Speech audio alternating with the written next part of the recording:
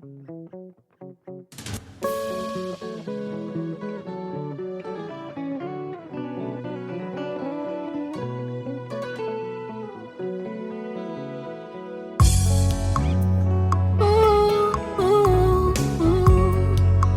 tout ce qui respire l'éternel motema nanga ekomisa yo mabanzo nanga esanjola yo po oyo nga nazomona elongoli bonzame na yo te oyo tozovivre elongoli bonzame na yo.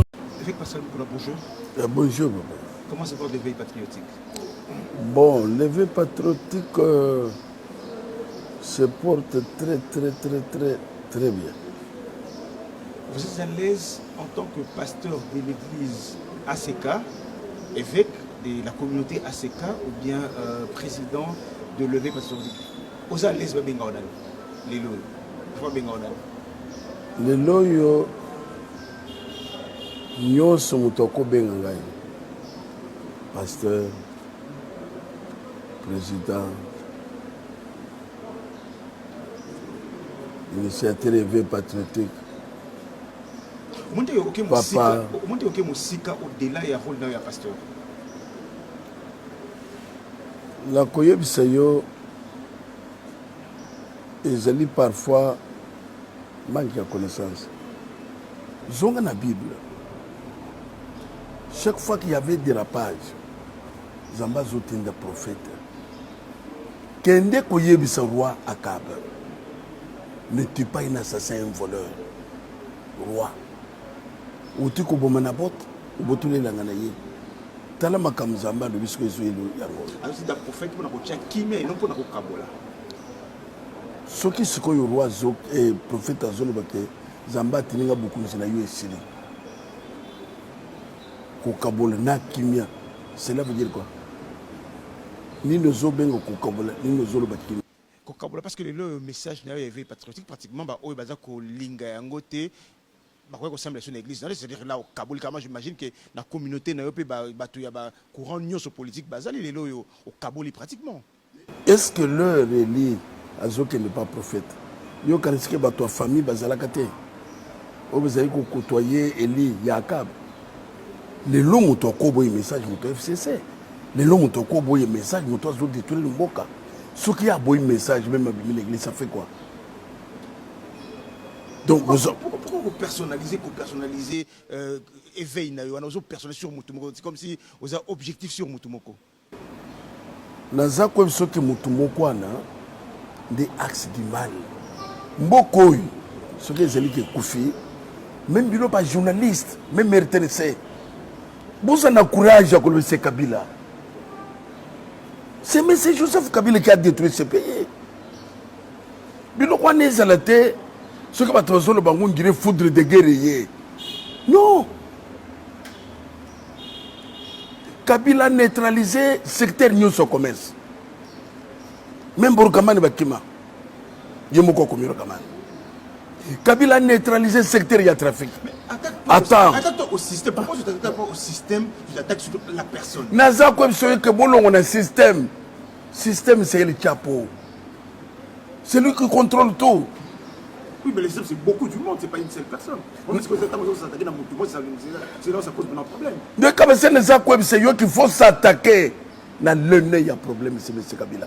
Ce qui Kabila zana mboko ite, mboko ils ont démarré.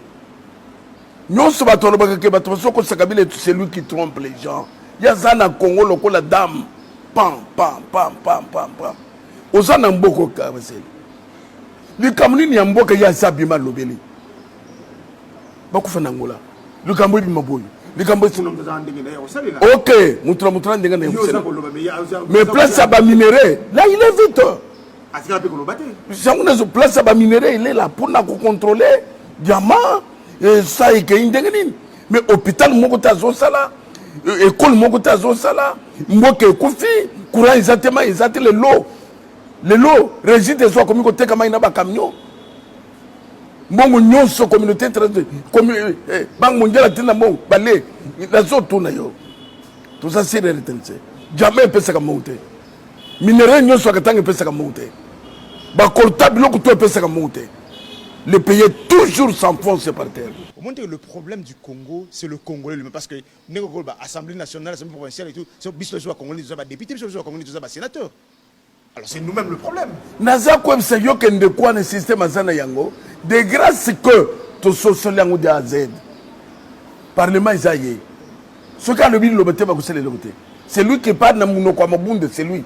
C'est lui qui parle na munoko Yantamwa, mais c'est lui. Donc, vous avez vu ça, vous avez vu ça, que Batata na biso nyonso ya Congo, na maele na bango, na ba université na bango, parce que ba bololé, tout le monde ndaza ko lekela bango. Naza kwem se yo que même yo za universitaire, za professeur, lero au monde ka tele ba kena kinga tenga ba kena na milongwana. C'est ce qu'il aime. C'est-à-dire que raison de sécurité ne ba kenda ndengwana. Mais dans naza kwem se yo. Mais ba professeur moi kana biso za na niveau nini. Vous avez courage. Moi kana biso za kukufa. Est-ce que tout ça qui n'a pas coulé, tout ça qui n'a société n'est monnaie, c'est les bandes de société qui n'a pas la balle. Nous avons comme Mukoloana, mais c'est Joseph Wakena, na changu probablement télé maboko na batuni na FCC, oui à Tchèque kuna, atambu la Kinshasa na buto. Mais on est allé négocier congolais tout ça. Atambu la Kinshasa na buto. Atambu na Sambula, amona Kinshasa. Ils n'ont rien fait. Ngana kotuna yo. 5 chantiers c'est là pour les Canada. RTL ça tout moment. Le lot kotuna bino. 5 chantiers, c'était quoi? Puisque c'est maintenant que nous pouvons nous dire des vérités. C'était les Congolais qui pilotaient 5 chantiers. C'est quoi Yézakinin? C'était quoi? Batonginin, aéroport? Batonginin, école? Et Zanine? Ma question est simple. Au moins, il y a que combat, ils ont dirigé vers quelqu'un, Oyo, Azali peut être responsable moral, mais faisabilité, ça biso na biso congolais. Tout ça, c'est que père à son combat, c'était pas la personne de Mobutu, mais c'était le système Mobutu qui devait combattre. Alors aujourd'hui, combattons le système Kabila et non la personne de Kabila. Nazako Yabsayo que M. Kabila doit être arrêté. C'est de la haine, je trouve pas. Ce n'est pas de la haine. Nana Kotuno Mutuna. Oui, mais Mascara de Boni et Salama. Qui a tué Moussé Désiré Kabila? Vous avez peur? Vous avez peur? Vous en avez preuve. Dans le qui a tué? Vous en avez preuve. Il faut poursuivre les hommes. Kapen dans la prison, il faut Kapen de prison. Il faut Toyeba, Kapen de Abomi. C'est comme si on s'est radicalisé de jour au jour. Pour la nuit. Radicalisme, on s'est radicalisé de jour au jour. Pour la nuit. Kabasele. Moukolo yoko so sur le qui est Joseph Kabila. Hein? Naza comme c'est yoko kutuna mutunote. Okutuna mutunote. Na minute to zoloba, yende commerçant. Il y a des trafiquants, il y a des tout. Biso tout va congolais d'un commun accord. Pour Nayo Kabila, à la tête de l'Ongia Batunyoso. Et les locaux de Kabila, à la tête de l'Ongia Félix. Parce que le président c'est Félix. Le président c'est Félix. Mais oui. Qui est majoritaire? Le président c'est Félix. Le président, quand on a corté Joanna Kabila, ex-président. Mais Félix, c'est Félix, il laisse faire. C'est ce que je t'ai dit. Ex-président, quand on a corté Jean Devan. Confinement, ils allaient. Il y a Zobima, Azako, Kochaba, propagation malade. Et ça, c'est l'église. Boutamble était pour que beaucoup propager malade. Mais il y a quoi propager maladité. Moi, dans ce abimi, na station d'essence. Bazon sait que nous avons plus de 20. Mais il beaucoup inquiété el chapeau na quoi soka basele il y a Dieu suprême et le bonheur c'est ça que n'est bandena suka ouais ça ba signe temps il y a fait il y a mutu il y a règne zamba telemisaka na mabanga ngana zali banga zamba telemisi contre Goliath ouais ya ça comme que c'est le tout puissant puisque les lois c'est soko kebi bako mayo soko kebi poison montage et hôtel Minduke Zal na Kalemi, Minduke Zazamanyo, tout ça pour faire peur aux gens. Ah, il y en a 97, et l'autre côté de Maboko, les lois Azal les tout puissants, mon nous sa Congo na Maboko na ye, ayakina ni. Libanga Oyo, on va terminer, hein. Libanga Oyo, ça a été anéanti depuis hier, hein, par ces scandales qui est sorti d'évêque Mukuna. Naza Kwemso papa, l'évêque Mukuna est serein. Parfois, quand il faut m'embraler. Babandaki la Renaissance. Les lois na oi, toyebi. Et ça makamisato. Et ça qui a Renaissance, montage à Bassi. Après, tout le monde soit église. Je suis là. nalobaki oyo ekoya eya yo kanisi ke attends oyebi mbongo boni bapropose ngai Combien? batindi mutu liboso 5 millions esimbi te bake koka na bato ya CNS bino mosala to bopekisa ye nalobi non nakotika te mutu mosusu aye 10 millions nalobi non Voilà, il faut la preuve contre preuve. À ta photo. Le nakendeki na CNS bato bayokaki te Mais il y a un bon preuve ça te. mais preuve ezele te bango bayebi mais nakoyebi so boye na minute oyo tozali awa moi c'est le peuple ou jamais RTNC bosawana combien ndako penza ya normal ekozela boye na mafuta oyo salaire oyo na avion oyo batreve bezala apparemment au basali lobby l'émission te non vidéo apparemment c'est comme si ça rentre dans le coup combat est encore plus fort combat est plus même peuple congolais et pensez quoi peuple congolais alors que en tout cas botal muto balobi baboyi ngape na boyi batika distraction mais vidéo c'est la solo na zone que batika distraction toke na makambo mboka miba eza wapi je kamine eza wapi itekisa Afrika eza wapi atekaki sep akutaki sepe ya ezalaki abezo sala bilamba Congo esalaka su bilamba basi bozala na courage ya message oboka tete mais c'est Kabila yeba que en face de lui là tout un peuple si basedi biloko basela nous obise wan mais bayoki réaction ya peuple congolais c'est ça et comme à un moment la voix du peuple c'est la voix de Dieu. Dans la Bible, il y a un bruit qui annonce la pluie. Et bruit avec Mukuna. Bruit d'action. Bruit avec Mukuna. Dieu avec le peuple congolais. Bruit avec Mukuna. Naza comme ce peuple congolais. Bruit avec Mukuna. Toko comme un jour na kinga katina makolo. Bruit avec Mukuna avec sexta pas la pluie. Toko comme kinga katina makolo. Tcha sasukwa kimaki simandako. Question, bruit avec Mukuna, avec sexta par la pluie. Naza comme c'est que le bruit qui annonce la pluie. Le sexta avec Mukuna. Et ça déjà. Et ça nini. Et ça makamno sozomon. Est-ce que il y a kanisa que mutu moko kobima na Congo a tellement boy pour na ko ibsaye. Na RTNC bozaka na ba mito ko boni zo membata. Tika papa, ça veut dire que cette histoire, le peuple congolais a lembi.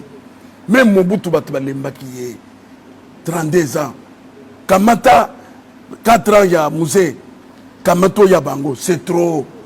Donc, tu conclure qu'avec Mouna Rotikate. Au contraire, Kamata est sans se moto. Au contraire, c'est-à-dire que Makambo est plus grave qu'avant. Ce qui n'a pas dit que. Nakotuna yo, même les autres Nabango. Nous doit diriger Bisso pendant 18 ans. Famille Zaka Batimisat. Zoé, Jeannette, Naye. Après, tu fandi, tout ça comme il tourne. Mais justement, il y a un ranking. Non! Il y a un au lieu de s'attaquer dans le système de personnes. Système, c'est Kabila. C'est-à-dire que, Talaka Kandenge, non quoi Zalakate, maman les Gazate, grand frère Zalakate, papa Koulouto Zalakate, 3 personnes en famille, Bakonzi Bisso, Bayeba Kouzia, ya Congo, Bazoé, Bayeba Kouzia Congo, na Jeannette Kabila. C'est pas normal. Merci, évêque Mukuna. 10-15 minutes accordé. Bisson a tanné au Tika Moussa Nayo, mais ce côté des réseaux sociaux, à partir de lobby na budenge s'enflammer, bah te belé lobby évêque à reconnaître quand même ma belle vidéo et puis à continuer le combat avec patriotique. Nazako yebisa yo que yebisa mutwana que évêque lobby te que distraction. Au moni ya renaissance. Mbongo Evariste Mouchaba yego la péséité. C'est-à-dire que batike le biso distraction. Nous Kabila dégage. Merci. Simba, vérité, même moi, Bobanga Nabinoté, je suis serein. Après 1, 2, 3 jours, même Birobo Kolobo, FCC Tobamba Bango Mabanga, Bazana Souka, Katumbi Azalaka, ba mercenaire, Katumbi, Tokokanga, Katumbi Azana, ba mercenaire, Katumbi Aye, Balak Sebiso, ba mercenaire. Toujours des montages. Pas mercenaires à Katumbi Bazawab. nanda ukatumbi abotolaki ya bato tokondane ya nyata ote mandat international international eza wapi akolansele katumbi eza wapi toujours ça Kutino Fernando ezalaki kaka minduki pona kokisa posa na bango. Bien-aimé dans le Seigneur, distraction biso c'est le combat. Mboka na biso ekufi nazo comprendre bango.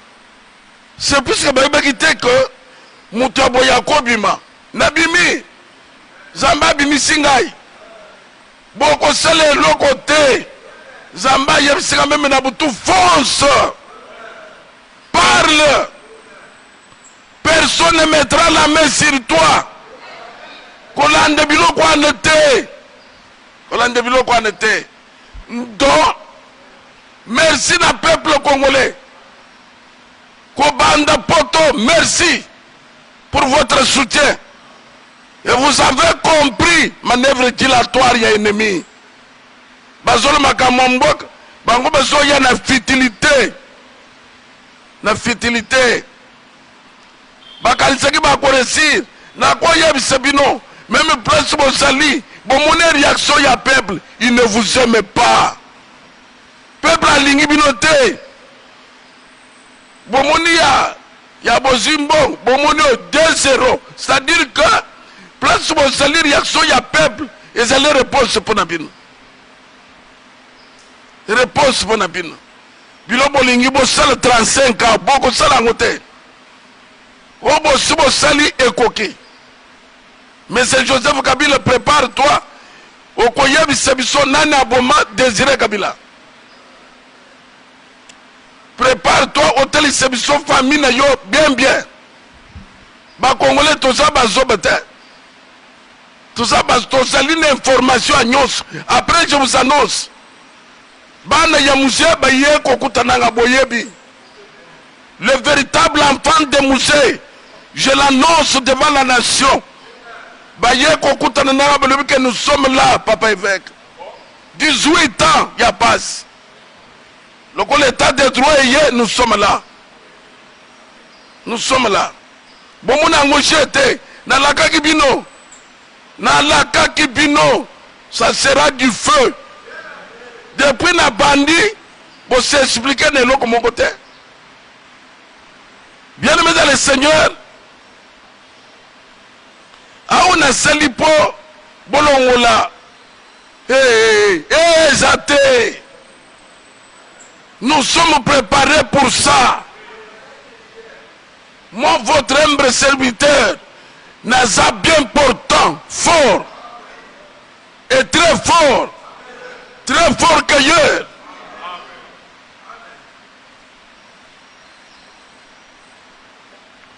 Baba kene kulus. Bible zoba que le passé l'injurier. Bazolo be mesali sous miracle. Les lois konzalozane le kwa koliete. Les lois konzalozane lambate.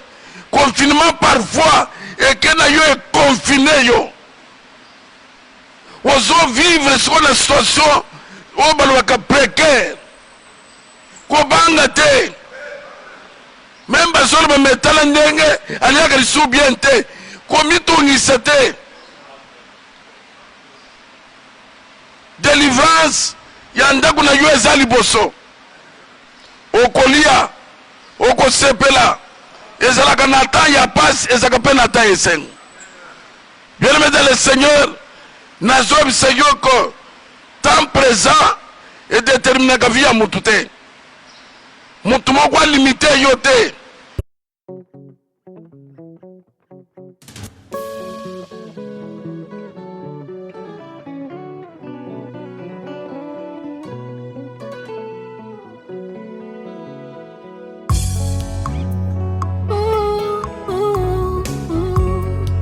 Que tout ce qui respire l'Éternel motema nanga ekomisa yo mabanzo nanga esanjola yo po oyo nga nazomona elongoli bonzame na yo te oyo tozovivre elongoli bonzame na yo te.